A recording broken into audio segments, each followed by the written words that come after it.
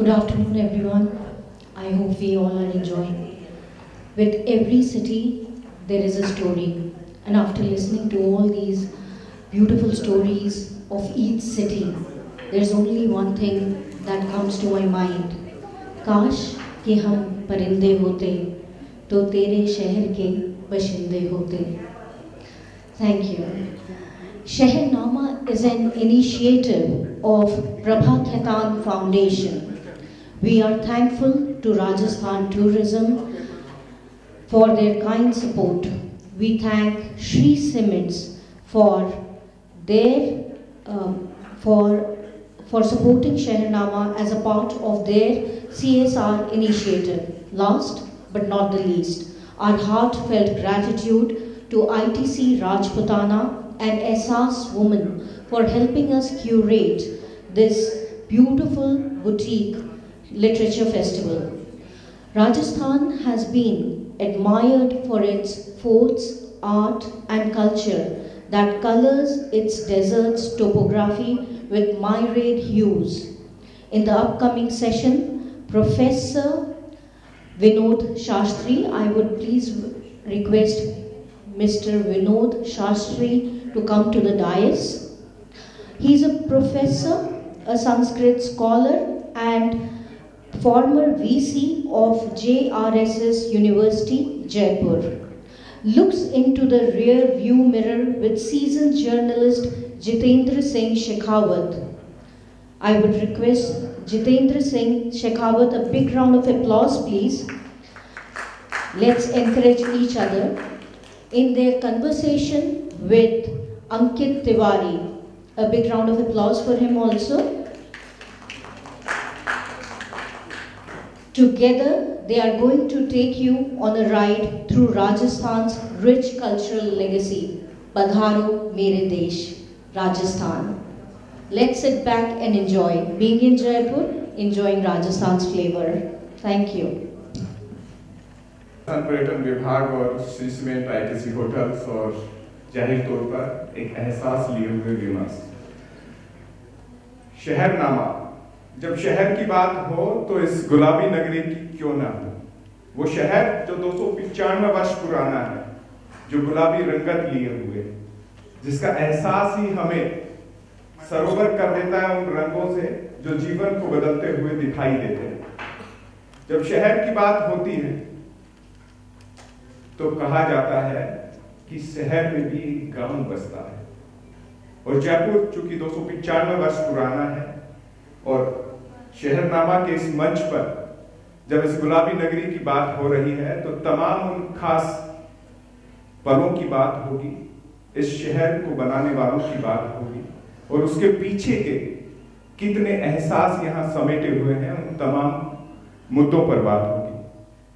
शुरुआत करें सत्र की, उससे पहले जितेंद्र जी से वार्ता में 2 लाइनें निकल कर आई हैं, वो साझा करना चाहूंगा कि शहर बीच में 3 चौपड़, शहर बीच में 3 चौपड़, तीनों ही एक साथ, सांझ सवेरे चले फवारे, रंग बिरंगी धार, रंग बिरंगी धार. तो उम्मीद है ये सत्र भी रंग से होगा, जानकारी से होगा और साथ में जयपुर की खासियत से भरपूर होगा, क्योंकि इस सत्र के दोनों जो मेहमान हैं वो बेहद उम्दा ज्ञान के स्रोत हैं. प्रोफेसर विनोद शास्त्री जी और जितेंद्र सिंह शेखावत जी. प्रोफेसर साहब ने उस वास्तुविद जो विद्याधर भट्टाचार्य जी ने जयपुर बनाते समय तय किया था, उसके ज्ञाता के तौर पे मैं देख रहा हूं. और हेरिटेज विंडो के रूप में जितेंद्र सिंह शेखावत जी ने पिछले 14 वर्ष से राजस्थान पत्रिका के जरिए हमें दर्शन कराया है कि जयपुर की गली, चौपड़, चौराहे और जयपुर के बाजार कैसे हैं. तो पहली शुरुआत प्रोफेसर विनोद शास्त्री जी से. सर, जयपुर के बारे में कहा जाता है कि आप एक सूत से नाप लीजिए, फर्क नहीं होगा. जयपुर स्थापना के समय भौगोलिक आधार पे देखें या इसका भूगोल देखें या शास्त्र सम्मत विधि से देखें तो शास्त्री जी की नजर में कैसा विनोद उस वक्त छिपा हुआ था. मैं सबसे पहले तो आयोजकों को बहुत बहुत धन्यवाद और साधुवाद देना चाहूँगा कि इतना अच्छा ज्ञान यज्ञ आयोजित कर रहे हैं। अंकित जी ने जो प्रश्न किया है कि जयपुर शहर का वास्तु, शहर के बारे में तो जितेंद्र जी जितना बता सकते हैं उतना आज मुझे लगता नहीं जयपुर में कोई इतना बता पाएगा। लेकिन वास्तुशास्त्र का जहाँ तक प्रश्न होता है, वास्तुशास्त्र होता है वस्तु स्थिति, नेचुरल पोजीशन, कि जो शहर जहाँ जिसकी जैसी आवश्यकता हो उसके अनुसार बसाया जाए। ये जो जयपुर शहर है गज पृष्ठ शहर है। हमारे यहाँ अलग अलग पृष्ठ के शहर होते हैं, तो जिसमें दो तरफ ढलान होता है कि जिस जयपुर शहर में एक तरफ दक्षिण की तरफ ढलान है, एक तरफ उत्तर की तरफ ढलान है। तो और गज पृष्ठ में होता है कि बीच में समतल रहता है। दूसरा यहाँ पर जो पूर्व और पश्चिम, जैसे सूर्योदय पूर्व को होता है तो वहां पर सूर्य पोल, सूरज पोल है, और चंद्रमा पश्चिम में उगता है तो वहां चांद पोल है। और ये जो पूर्व, जो एक तो पूर्वापर रेखा और एक याम्योत्तर रेखा, क्योंकि जयपुर शहर हेरिटेज और हाईटेक जिस समय बना उस समय ही ये हेरिटेज जिस तरह उस समय हाईटेक था उस समय का, क्योंकि यहाँ पर जो यंत्रालय बनाया गया, यंत्रालय के साथ जो इनके भवन बनाए गए, महल बनाए गए, इन्होंने 27 डिग्री पर कमूरे बनाए। 26-56 डिग्री पर जैसे बृहद सम्राट यंत्र है तो द्वार से 27 डिग्री पर चंद्र महल का कमूरा बनता है ऊपर का। तो महाराजाओं ने जो यहाँ के महल है उसमें सुख शांति और समृद्धि का कारण, क्योंकि राजा का काम स्वयं की सुख शांति नहीं होती है, प्रजा की सुख शांति होती है। यहाँ जो कुछ बनाया उन्होंने प्रजा के लिए बनाया, और प्रजा के लिए बनाने में सबसे महत्वपूर्ण होता है ब्रह्मस्थान। तो यहाँ पूरब से पश्चिम को एक रेखा जा रही है, एक याम्योत्तर रेखा जाती है, और याम्योत्तर रेखा में जो ध्रुव स्थान है वहां पर महल बनाया, चंद्र महल। और ध्रुव स्थान होता है स्थिर, और ध्रुव स्थान एक ज्ञान का प्रतीक होता है और वहीं से सारा संचार होता है। इसी के साथ साथ ब्रह्म स्थान, जो ये इसमें जब गज पृष्ठ पर हृदय का भाग बनाया तो यहाँ हृदय के भाग में जल का प्रवाह होता था कि यहाँ, जैसे वैसे जितेंद्र जी ज्यादा जानेंगे कि पहले पानी की सप्लाई होती थी और त्रिपोलिया बाजार में नहर निकलती थी पानी पीने के लिए, और ये शहर के बीच में जब पानी का प्रवाह है, हृदय स्थान पर पानी का प्रवाह है, तो वो बहुत शुभ माना जाता है प्रजा के लिए। अभी भी पानी के प्रवाह है, पर अब नलों में आते हैं, पहले नहरों के माध्यम से थे। दूसरा, ये जो एकदम याम्योत्तर और पूर्वापर रेखाएं, सारे शहर में ही याम्योत्तर और पूर्वापर रेखाओं में 9 चौकड़ियां 9 ग्रहों के आधार पर बनाई गई। और ध्रुव स्थान पर जब महल बनाया गया तो ब्रह्मस्थान, जैसे घर में ब्रह्मस्थान है तो शहर के अंदर जितने भी मकान है, चाहे 50 गज में भी बना हुआ मकान है तो उसमें ब्रह्मस्थान होता है। आजकल जितने भी मकान बनते हैं उनमें ब्रह्मस्थान तो कोई रखता ही नहीं है। और जैसे हमारा हार्ट है, अब हार्ट ब्रह्मस्थान होता है, हृदय सेंटर को कहते हैं, ब्रह्म केंद्र को। तो हम अगर सब रात को सोते वक्त अगर हाथ हमारा गलती से सीने पर लगा रह जाए और हम सो जाए तो बहुत बुरा सपना आएगा और एकदम हम हड़बड़ा करके जग उठेंगे, ब्लड प्रेशर बढ़ जाएगा सोते सोते ही। तो ये जो ब्रह्मस्थान पर हाथ रखने से इतना असर पड़ता है, तो जिस मकान के ब्रह्मस्थान होते ही नहीं, जिन मकानों में ब्रह्मस्थान ढके हुए होते हैं, तो शहर में अब 2 तरह की स्थितियां हो गई।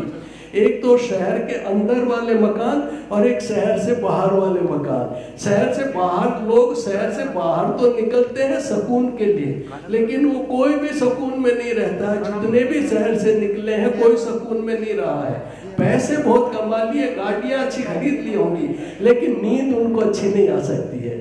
तो वैसे जो यहाँ इन्होंने है, हर 50 गज का भी मकान है, 20 गज का भी मकान है, तो बीच में चौक छोड़ा है। और चौक ब्रह्मस्थान होता है, क्योंकि वास्तु के जो चतुष्षष्ठी, एकाशीति, षोडश जो वास्तु के भाग होते हैं उनमें ब्रह्मस्थान बहुत आवश्यक होता है। खुला छोड़ना वो यज्ञ के लिए होता है, और यज्ञ से ही अन्न की उत्पत्ति होती है, अन्न से ही मन और कर्म की उत्पत्ति होती है। तो ये जरूरी है कि अभी जो सा आपने क्या सूत से नाप लो, तो ये जयपुर ही एक ऐसा शहर है जो पूर्वापर और याम्योत्तर रेखा में 1 इंच भी कहीं इधर उधर का असर नहीं आएगा। और उसका प्रमाण यंत्रालय है, क्योंकि यंत्रालय से जो बने हुए हैं यंत्र, उनसे जब हम प्रैक्टिकल लिया करते थे प्रायोगिक परीक्षा में, तब हम इस जयपुर शहर को बहुत अच्छे से देखा। तो यहाँ कहीं भी दिल भर भी अंतर नहीं है, अंतर आया तो अब आया है। बदले हुए जयपुर के बारे में भी बात करेंगे। एक सवाल अब जितेंद्र सिंह जी से ले लेते हैं। जितेंद्र जी, चूंकि इस सेशन का नाम ही है विरासत के कमूरे, पूरे भारत से हमारे बीच में लोग आए हुए हैं, तो ये कमूरे शब्द थोड़ा सा इस तरीके के हो जाता है कि विरासत, संस्कृति और साथ में हमारी सभ्यता को भी संजोए हुए। विरासत के कमूरे को अगर हम समझे तो ये कमूरा जयपुर में कितना महत्व रखता है? जैसा कि आदरणीय भाई साहब ने बताया, ब्रह्म स्थान है और वास्तु ज्योतिष से जोड़कर जयपुर का जो खूबसूरती से वर्णन किया, बहुत अच्छी जानकारी दी। कंगूरे जब विद्याधर भट्टाचार्य, कवि आत्माराम, जगन्नाथ सम्राट, रत्नाकर पौंडरिक, भट्ट जी जैसे विद्वान जब बैठे तो उन्होंने ये विचार किया कि जयपुर की एक अलग स्टाइल होनी चाहिए, जिसमें आपने देखा होगा पान के आकार का कंगूरा, ऊपर से परकोटे के ऊपर अलग कंगूरा है। फिर जितनी भी बिल्डिंग्स बनी, उन बिल्डिंग्स की जो कार्विंग है वो एक कंगूरा इसमें दी गई। कंगूरे क्या है कि समृद्धि की पहचान है। गढ़ों में जो कंगूरे हुआ करते थे, मैं एक बार एक गढ़ में गया था और उसका कंगूरा थोड़ा टूटा हुआ था, तो वो बड़े नाराज हो रहे थे। उन्होंने कहा ये बच्चों ने हमारा कंगूरा तोड़ दिया। कंगूरा टूटने का मतलब हमारा जो मस्तिष्क भाग है या जो भी कुछ, जैसे आप जानते हैं ज़्यादा, तो कंगूरा बहुत महत्वपूर्ण है। और पान के आकार का कंगूरा शुभ माना जाता है। इसी दृष्टि से कंगूरे पर विचार विमर्श हुआ और फिर दिल्ली का जो और आगरे के जितने भी महल बने, उनमें फिर ये खोज करके और इस कंगूरे का निर्माण करने का एक पत्ते जैसा, एक उल्टा है, एक नीचे सीधा है, दोनों, फिर इस विधि को परकोटे के ऊपर भी अपनाया गया। ये शुभ माना जाता है। जयपुर के बारे में अभी जैसे आपने फरमाया, देखो नहीं जयपुरियो जग में आकर काई करे। अगर इस संसार में आपने जन्म लिया है और जयपुर को नहीं देखा तो फिर क्या देखा? यह है हमारा जयपुर। 9 ग्रह के आधार पर, 9 ग्रह जैसा अभी गुरुजी ने बताया, 9 चौकड़ियों में जयपुर बना। चौकड़ी रामचंद्र जी, चौकड़ी विश्वेश्वर जी, चौकड़ी गंगापोल, मोती खाना, तोपखाना देश, तोपखाना हजूरी, ब्रह्मपुरी, 9 ग्रह, 9 चौकड़ी, पूरा परकोटा 9 वर्ग मील में, 7 दरवाजे, भगवान सूर्य के रथ के 7 घोड़े हैं, और ब्रह्मांड में सप्त ऋषि मंडल है। सप्त ऋषि मंडल के आधार पर जयपुर में 7 दरवाजे, चांद पोल, कृष्ण पोल, फिर उसके बाद में शिव पोल, राम पोल, सूरज पोल, गंगा पोल और ध्रुव पोल। ध्रुव पोल जिसे हम जोरावर सिंह दरवाजा कहते हैं, उत्तर दिशा में वो निकलता है ध्रुव तारा। उसके हिसाब से मिर्ज़ा इस्माइल साहब ने इस जयपुर को संवारा, उसे नया जयपुर बनाया। आधुनिक जयपुर के निर्माता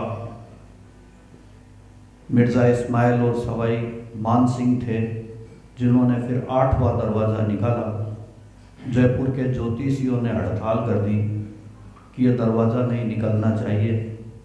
अगर दक्षिण दिशा में यह दरवाज़ा निकल गया तो आपका राजकाज चला जाएगा, मुकदमे आप पर बढ़ जाएंगे।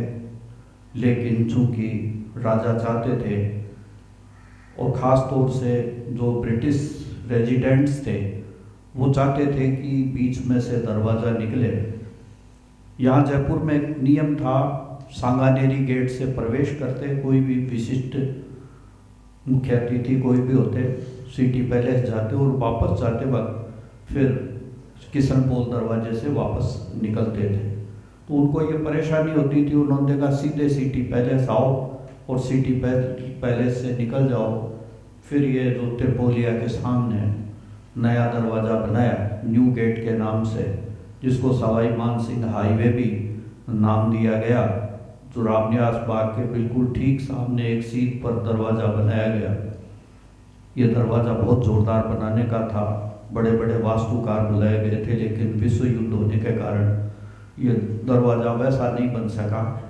ये भी एक दरवाज़ा दुनिया में एक ऐसा दरवाज़ा होता है जिसको एक उल्लेखनीय होता। जयपुर में 3 चौपड़ है, जैसा कि अभी आपने बताया।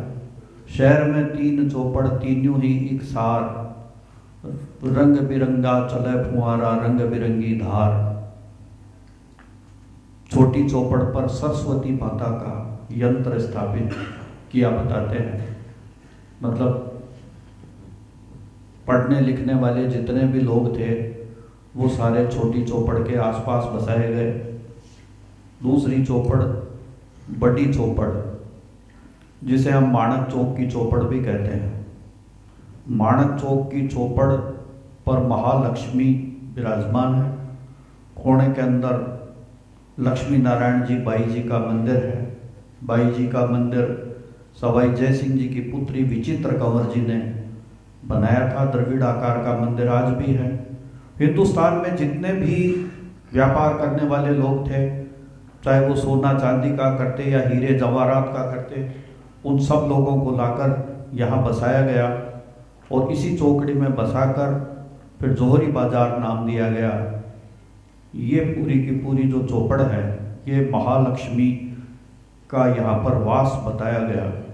तीसरी चौपड़ रामगंज की चौपड़। रामगंज की चौपड़, वहाँ पर महाकाली विराजमान है जो इस जयपुर की रक्षा करती है। जितने भी वीर पुरुष थे, गंगा पोल में जितने भी लड़ने वाले जागीरदार और सामंत थे, वो चाहे किसी भी जाति के थे लेकिन वीर थे, उन सब लोगों को वहाँ पर बसाया गया। और रामगंज चौपड़ के पास में जयपुर का सबसे बड़ा जो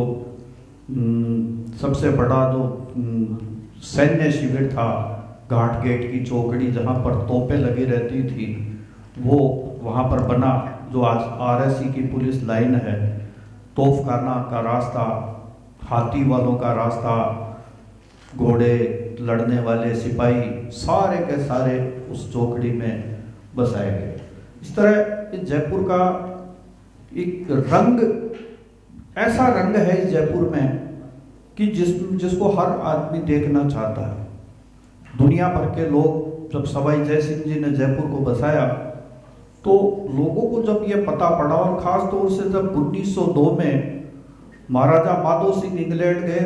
माधो सिंह पहले राजा थे जो इंग्लैंड गए थे, और इंग्लैंड जाकर गए तब वो एक कोई बुकलेट लेके गए थे। उनके पिताजी थे राम सिंह जी, उन्होंने कुछ फोटोग्राफी का शौक था और फोटोएं खींची थी।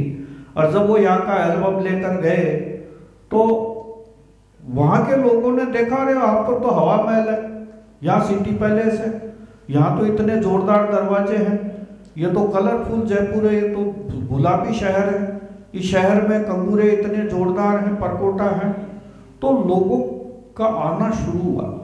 धीरे धीरे जब लोग आने लगे और वहाँ की फोटोएं यहाँ की देखी उन्होंने, तो फिर जयपुर भागया। तो फिर पूरी दुनिया भर में, दुनिया का नहीं पूरे संसार का ये आंखों का तारा अगर बना तो ये जयपुर बन गया। आज अगर कोई दुनिया का आदमी अगर भारत आता है और भारत आने के बाद में अगर जयपुर उसको नहीं दिखाई देता, उसके मन में एक कल्पना रहती है कि मैं किसी तरीके से जयपुर को देखूं। जब उसका जीव बढ़ता है यहाँ जयपुर से, जयपुर एक कलरफुल जयपुर है, जयपुर में संगीत है, जयपुर में धर्म है। जैसा भी आपने फरमाया कि सूरजपोल दरवाजा, तो जो अब आप देखिए, कल्पना कीजिए कि जो प्रयागराज में सुबह की सूर्य की जो किरण पड़ती है, प्रयाग की सुबह भोर, वो भोर जयपुर में सूरजपोल दरवाजे के पास में आती है। फिर उसके बाद में काशी का जो वातावरण रहता है दोपहर का, जब गंगा नदी में लोग नहाते हैं, वहाँ का वातावरण किसी जमाने में बड़ी चौपड़ पर दिखाई देता था, छोटी काशी भी कहते हैं इसलिए। तो इस तरह पूरे जयपुर में, जयपुर है जो पूरी दुनिया को समेटे हुए जयपुर है, जयपुर पूरे हिंदुस्तान को समेटे हुए जयपुर है, जहाँ पर कला है, जहाँ पर यहाँ क्या सकून बहुत है। सकून के बारे में जो बात कर रहे हैं और खासतौर पर अपनेपन के बारे में, एक सवाल प्रोफेसर विनोद जी से ले लेते हैं इसके बीच में। सवाई जयसिंह जी द्वितीय को याद करते हुए सवाल बनता भी है, क्योंकि जब जयपुर की बात होती है स्थापना की, तो जब वास्तु पुरुष है तो एक कहावत है, प्रमोद जी वैसा बताते भी रहते हैं बीच बीच में, कि जब ये जयपुर से वरदान जयपुर के राजा ने मांगा जब बसावट के समय, तो उन्होंने कहा कि यहाँ जो आए वो अपना हो जाए। तो आज और बीता होकर कितना फर्क आप देखते हैं, और इससे क्या आप मानते हैं कि जो शहरनामा जो जुड़ा हुआ है उससे हम कितना ऐसे कोरिलेट कर पा रहे हैं? ये आपने बहुत ही अच्छा जिज्ञासा व्यक्त की। सही में तो ये शहर की खासियत है, जो जैसा अभी जितेंद्र सिंह जी ने बताया कि शहर का जो हेरिटेज, शहर का वास्तु, कोई भी शहर हो या कोई भवन हो, अगर विधि विधान के साथ वो बना हुआ होता है तो वहाँ सुख, शांति और समृद्धि जरूर होती है। और ये जो जयपुर शहर है, महाराजा सवाई जयसिंह ने बड़े बड़े विद्वानों को बुलाए, चाहे वो वेद के हों, धर्म के हों, दर्शन के हों, और उन सबको बुला करके इस शहर को शुभ मुहूर्त में यहाँ शिलान्यास किया। इसी के साथ साथ जो जो भवन बने थे, उन भवनों को जिन जिन को आवंटित किया था, उन सबको भी अलग अलग समय पर शुभ मुहूर्त में ही प्रारंभ किया था। ये नहीं कि शहर बना है तो एक साथ हाउसिंग बोर्ड की तरह नींव लगा दी जाए और पूरा कॉन्ट्रैक्ट देके बनवा दिया जाए, ऐसा नहीं था। एक एक मकान का शिलान्यास किया था उन्होंने, एक एक का। और इसी के साथ फिर गृह प्रवेश भी सब में किया था। और ये खासियत थी कि जो जैसा प्रतिनिधि था, राजा जी, उनके प्रतिनिधि मुनीम जी, वो सब वहां उनके प्रतिनिधि रूप में उन गृह प्रवेश में भी गए थे। तो ये जो हमारे यहाँ का जो वास्तु है इस जयपुर शहर का, ये यहाँ आने पर कोई भी व्यक्ति कहीं का किसी का हो जाता है। जैसे कहते हैं ना, कोई दिल से दिल मिल जाते हैं तो वो उसी का हो जाता है। तो ये जयपुर शहर है, ये ऐसा शहर है कि यहाँ पर कोई आकर के बस गया और सकारात्मक भाव से अगर यहाँ बस गया तो फिर वो जयपुर का ही हो जाता है, क्योंकि वो फिर कहीं जाने की नहीं सोचता है, वो अपना आत्मसात कर लेता है। और ये इस शहर की सबसे बड़ी खासियत है, ये इसका वास्तु है। दुनिया का एक शहर है जिसमें इतना वास्तु के अनुसार हर चीज यहाँ पर यज्ञ से हुई है। अनुष्ठान से हुई है। आजकल तो यज्ञ को, अनुष्ठान को कई तरह की बातों में लेते हैं लोग, लेकिन इसके पीछे एक बहुत बड़ा विज्ञान है। क्योंकि जब वास्तु पुरुष के हिसाब से एक तो नगर वास्तु होता है, ग्राम वास्तु होता है, और एक सामान्य वास्तु होता है। तो इन्होंने नगर वास्तु भी जो बसाया, तो नगर वास्तु में भी चूंकि ये गजपृष्ठ है, तो इसमें दोनों तरफ, जैसे हमारे ईशान कोण में जलाशय है, तो दक्षिण की तरफ एक पवित्र नदी बह रही थी। दुर्भाग्य से आजकल वो नाला बन गया। आजकल तो ज्यादातर नदियां नाला ही बन गई।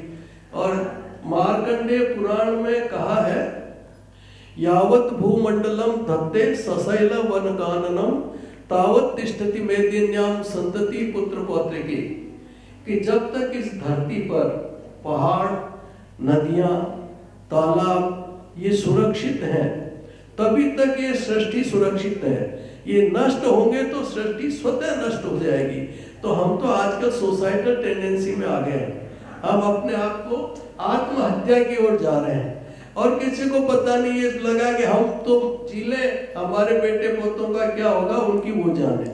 यानी आपाधापी में हम बहुत हो गए। आज कैसी स्थिति हो गई है कि मैं ये थोड़ा सा इससे प्रासंगिक बता रहा हूं कि अभी वायु में बहुत ज्यादा प्रदूषण हो गया है। पानी प्रदूषित मिलता है और अन्न भी प्रदूषित मिलता है। और हमारे यहाँ कहावत है, जैसा खाए अन्न वैसा होए मन। तो जब तीनों ही दूषित है तो मन भी प्रदूषित है, और सबके मन प्रदूषित है। और ऐसी स्थिति में जब मन प्रदूषित है, मन ही दूषित है, तो आनंद कहाँ आएगा? जिसको आनंद की अनुभूति होती है वही स्वयं दूषित है, तो आनंद कहाँ से आएगा? और इसीलिए ये जो शहर आज भी इतने प्रदूषण के बाद में भी, जो पैरामीटर पर ये मौसम विज्ञानियों ने नापा है कि शहर के अंदर कम प्रदूषण है और बाहर ज्यादा प्रदूषण है, ये है वास्तु। ये उस समय का वास्तु जो आज इस समय में भरकर प्रदूषण फैला रहे हैं। फिर भी शहर में जब उन्होंने चांदनी चौक में प्रदूषण का वो मीटर लगाया, तो यहाँ पर फिर भी एयर क्वालिटी अच्छी आई। और जब इन्होंने अजमेरी गेट, सांगानेरी गेट से बाहर किया तो वो बहुत प्रदूषित है। तो अभी भी इस शहर का वास्तु ये इसीलिए आत्मसात कर लेता है कि जो जयपुर में आया वो जयपुर का हो जाता है। होना पॉजिटिव चीज को, पॉजिटिविटी होगी तो जयपुर का होगा, निगेटिविटी होगी तो नहीं होगा, क्योंकि ये धार्मिक नगरी है, ये आध्यात्मिक नगरी है, ये पुरुषार्थ चतुष्टय को प्राप्त करने वाली नगरी है। बिल्कुल, और ये मन से भी साकार हो रहा है। आप खचेराबाद से आते हैं, आप लालसोट से और नरहर से, और इस जयपुर ने अपनाया हुआ है। और जितेंद्र जी, चूंकि समय की अपनी बाध्यताएं होती हैं, लेकिन जयपुर की कोई बाध्यता नहीं है। यहाँ व्यापार, आपने गली गली घूमी है, एक एक हवेलियां देखी हैं, तो पहले व्यापार की बात करते हैं। यहाँ गलियां हैं जिनका नाम उनके व्यापार से है। जोड़ी बाजार की आपने बात की, ये घीवारों का रास्ता भी है, चांदी की टकसाल भी है। तो बहुत सारी ऐसी चीजें हैं जो जयपुर को समृद्ध बनाती है, मारवाड़ी पहचान दिलाती है। शहरनामा में कैसे आप इसका जिक्र करेंगे? जयपुर में रास्ते और गलियां और बाजार का स्वरूप थोड़ा बड़ा है। फिर उसके बाद में रास्ते का मतलब निवास स्थान। सवाई जयसिंह है वो व्यापार को सबसे ज्यादा महत्व देते थे। यहाँ का जो कंसेप्ट है वो अलग ही कंसेप्ट है कि नीचे दुकान ऊपर मकान। आज किसी का मकान मानसरोवर में है और दुकान जोरी बाजार में है, शाम को वो पैसे ले जाए और रास्ते में उसको लूट ले। ये कंसेप्ट था कि यहीं की यहीं वो रहे और दुकान भी यहीं, उसकी नीचे दुकान हो ऊपर मकान हो। ये सवाई जयसिंह जी का कंसेप्ट था। जयपुर बसा, उसके 1.5 साल बाद कवि आत्माराम जी के साथ में, आत्माराम जी ने लिखा है कि भोजनसार ग्रंथ में उन्होंने वर्णन किया है कि जयपुर में क्या क्या हो रहा था। सवाई जय सिंह जी ने जयपुर को कैसा देखा।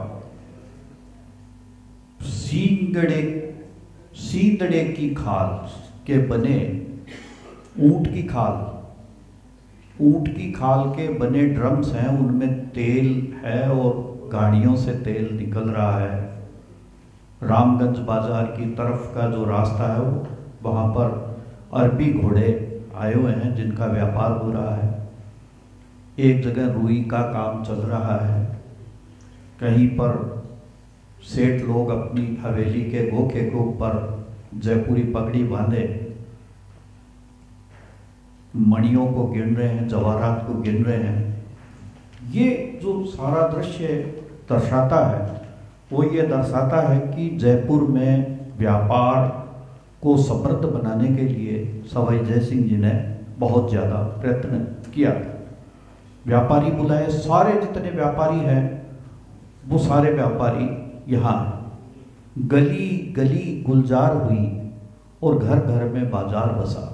ये जयपुर का कंसेप्ट है कि आदमी यही काम करे और यही रहे।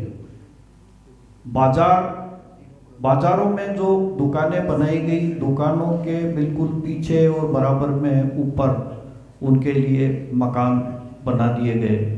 वास्तु के बारे में तो गुरुजी ज़्यादा जानते हैं, लेकिन अब भी थोड़ा बहुत पढ़ते रहते हैं, इसमें देखते हैं कि गलियां जो है वो हवादार है।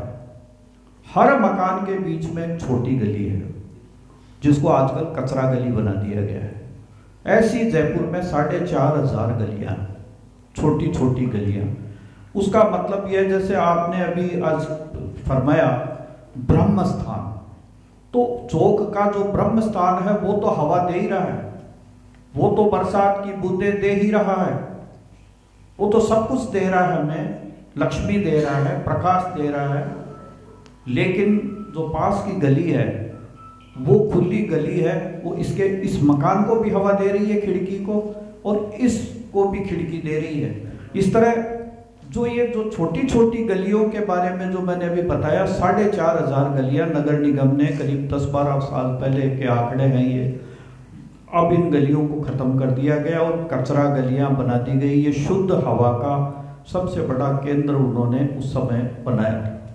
18 बीघा की एक चौकड़ी, 8 और 1 9, 27 गज की सड़क, 7 और 2 9, ग्रह कितने 9, 18 गज की एक सड़क, 8 और 1 9, तो हर आंकड़ा पूरा ग्रह उस पे जाता है। और जैसे अभी आपने बताया कि जल स्थान है ताल कटोरा में जल आ गया, 12 मोरियों से पूरा का पूरा पानी आ गया।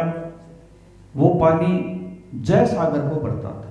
कहते हैं कि जय सागर जो था उसमें मानसरोवर के उसमें जो सीपियां थी वैसी की वैसी सीपियां यहाँ पर पाई जाती बताई। वो जय सागर अब समाप्त हो गया।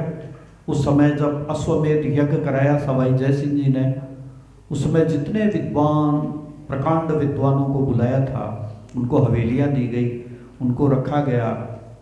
कवि आत्माराम लिखते हैं कि सुबह सुबह जब वेदों का वाचन होता था, वेद मंत्रों का, सारी जो ब्रह्मपुरी और पुरानी बस्ती का इलाका है उसमें सुगंधित धूम से वातावरण सुवासित हो जाता था।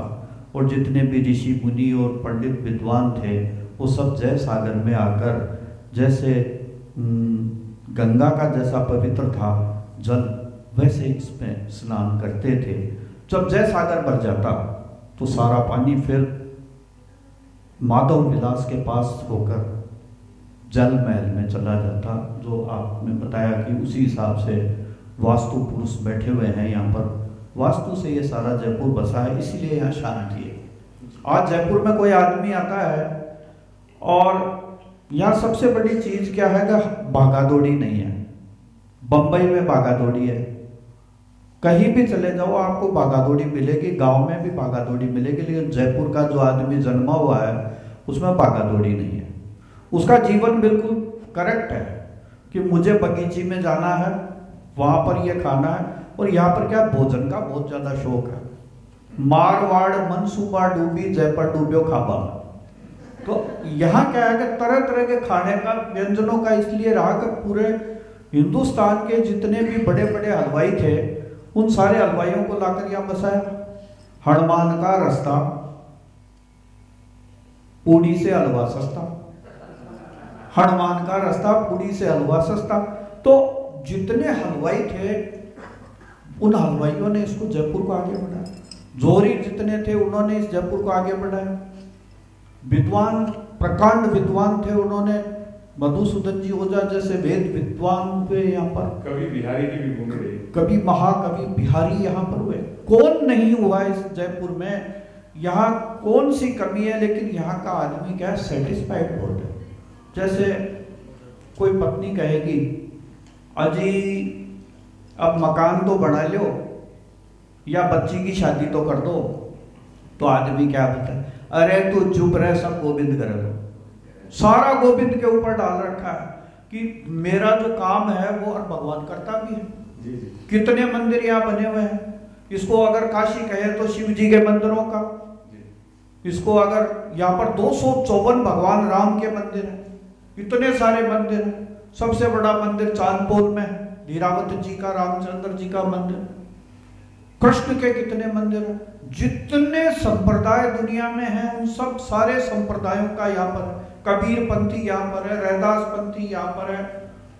थोड़ा गोविंद की भी बात कर लेते हैं। शास्त्री जी से सवाल पूछ लेते हैं कि ये भी एक चर्चित है कि जो मूर्ति है गोविंद देव जी की, तो वो वृंदावन से संभवतः आई हुई है और आराध्य हैं जयपुर के और सुख शांति की प्रदाता भी है। आप किस तरीके से देखते हैं?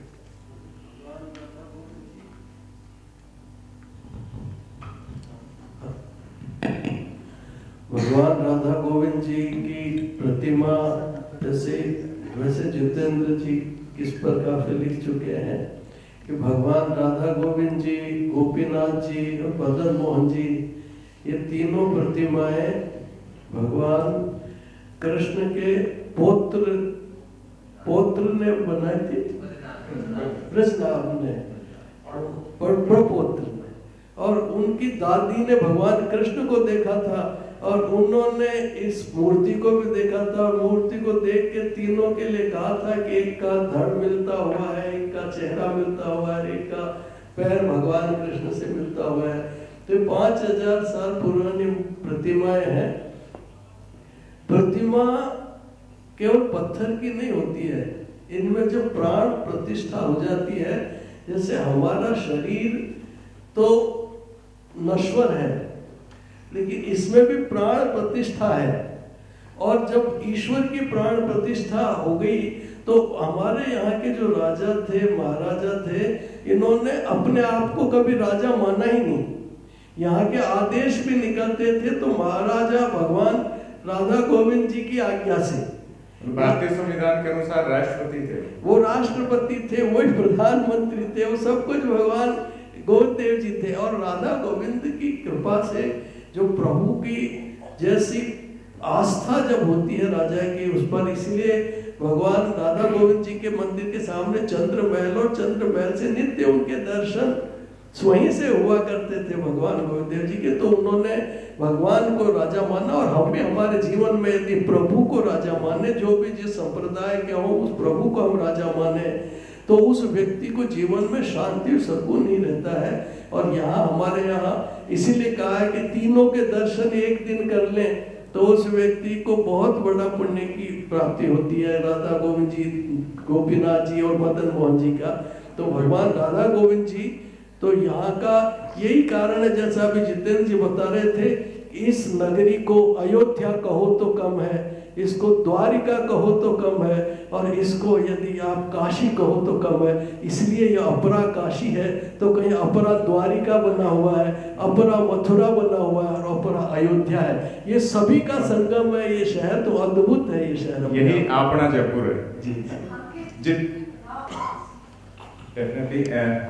एक बस लास्ट सवाल लेने जितेंद्र जी से एक बात छोटा सा, क्योंकि हवेलियों से जुड़ा हुआ सवाल है और राजस्थान हवेलियों का विषय है। हवेलियां धीरे धीरे खत्म हो रही हैं, क्योंकि शहरनामा में जिक्र भी करें कि शहरवासियों की जिम्मेदारी क्या रहे। बिल्कुल समय का पर्याप्त ध्यान है, जल्दी खत्म कीजिएगा। जयपुर में यह हवेलियों का शहर है। पहले सफेद रंग का था जयपुर, सवाई राम सिंह जी ने इसको गुलाबी कराया। हवेलियां सारी वास्तु के हिसाब से बनी हुई है। अब हवेलियां टूट रही है। अब लोग हवेलियों की जगह बड़े बड़े कॉम्प्लेक्स बना रहे हैं और ये बड़ी चिंता का विषय है। हमने पिछले दिनों एक अभियान भी चलाया था इस विषय पर। अब कानून बने हुए हैं, सब कुछ बने हुए हैं, लेकिन अब सरकार इसमें जो मेरा सुझाव है यह है कि जैसे मेरी संपत्ति है, मेरे पुरखों की संपत्ति मेरी हवेली है और हमारा परिवार बढ़ गया, हमारे परिवार में 20-25 लोग हो गए। पहले एक जना रहता था, अब वो धीरे धीरे बढ़ गए और हम बाहर निकलना चाहते हैं। अंदर का ट्रैफिक बहुत ज़्यादा हो गया। अब क्या किया जाए? तो फिर लोग अपनी हवेलियों को बेच रहे हैं और बिल्डर्स हैं वो हवेलियां खरीद रहे हैं और वो कॉम्प्लेक्स बना रहे हैं। अब ये आर्थिक ज़माना आ गया। वो जो हवेली में रहने वाले लोग हैं वो भी चाहते हैं कि हम सब लोगों के बाहर सबके फ्लैट हो जाएं और आधुनिक ढंग से हम रहें। यानी कि जो हवेलियों का स्वरूप है वैसा ही बना है। समय की अपनी बाध्यताएं हैं, इसलिए आई हैव समथिंग टू से, क्योंकि मैं जयपुर निवासी हूँ और आपकी इतनी प्रशस्तियाँ जयपुर के बारे में सुनकर मैं एक बात याद करती हूँ, अतीत की परछाइयों याद मत आओ साथ मत आओ, अभाव खलता है दर्द पलता है। When you remember your past, आप अतीत को याद करते हैं तो आपका गर्व बढ़ जाता है, पर जब वर्तमान देखते हैं तो आपके पास इतने सवाल उठ जाते हैं। मैं तो रोज़ काफ़ी लिख रही हूँ इन दिनों, और ये बात है कि जो जिस हेरिटेज की अपन बात करते हैं, जिसके संवारने की हम बात करते हैं, उसमें शहरवासियों का क्या योगदान है, क्या वो आवाज़ उठाते हैं। मेट्रो धड़धड़ाती करती निकल जाती है, चौपड़ भड़भड़ा के गिर जाती है, कौन सी सरस्वती जी कहाँ विराजती थी, कौन सा वास्तु कहाँ गया, क्यों नहीं विरोध के स्वर उन जयपुर वासियों की तरफ से उठे। मैं बार बार ये सोचती हूँ। सही कहा आपने, बिल्कुल सही कहा। इतने अभियान हमने शुरू कर दिए पिछले 3-4 साल से। हर विषय को हम उठाते हैं, लोगों की गोष्ठियाँ भी होती है। अभी बीच में हस्ताक्षर अभियान भी हमने शुरू किया। लोगों की जागृति कम हो गई। लोग हैं जो अब अपना खुद का ही वो रखना चाहते हैं। जयपुर बिगड़ रहा है तो कोई उनको चिंता नहीं है, ट्रैफिक बढ़ रहा है उनको कोई चिंता नहीं है। ऐसा कोई अभियान चले जयपुर में कि मेरा जयपुर है, जयपुर को लोग अपना समझें, अपना समझें। जय सिंह जी की आत्मा को बुलाएंगे तो आएगी नहीं। समय की अपनी यही है। माफी चाहता हूँ और जाहिर तौर पर शुरुआत खुद से करें, और इन्हीं पंक्तियों के साथ मैं इस सत्र का भी समापन करना चाहूंगा कि अपनी विरासत को अब तक संजोए हुए हूँ, अपनी विरासत को अब तक संजोए हुए हूँ। मैं नए और पुराने का अनोखा असर हूँ, मैं नए और पुराने का अनोखा असर हूँ। Thank you so much Sandeep Bhudoria ji और प्रभा केतन फाउंडेशन से तमाम आयोजकों को, और आभार प्रोफेसर विनोद शास्त्री जी, जितेंद्र सिंह जी। समय की गरिमा का ध्यान रखते हुए इस सत्र का समापन यहीं पे, लेकिन ये शहर आबाद है और रहेगा। Thank you so much. Please be on the dais. Don't leave the dais. Session we had गुलाबी तेरी सुबह, गुलाबी तेरी शाम, हर पहर गुलाबी, गुलाबी शहर नाम.